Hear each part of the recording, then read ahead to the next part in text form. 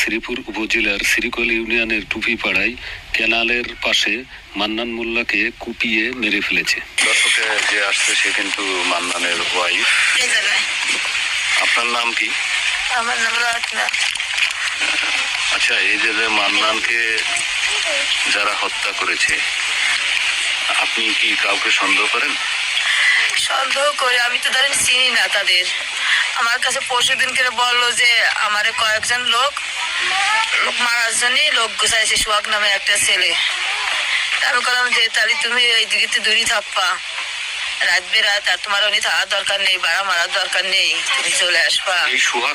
সোহাগ আছে এই যে বরিশের বাড়ি, ওর সাথে একটু গ্যাঞ্জাম ট্যাঞ্জাম মনে হয় বাঁধেছে, তাড়ালি ওর লোকজন গুছাবে কিসের জন্য, মারার জন্য। কার ছেলে সোহাগ? আমি সঠিক জানি না যে এটা কার ছেলে। ওর শ্বশুরের নাম আছে জামিরুল, সেটা জানি। বাঘমারি বাড়ি তার, ওই জায়গাটাই বাড়ি সেই ওর শ্বশুরের, এটাই।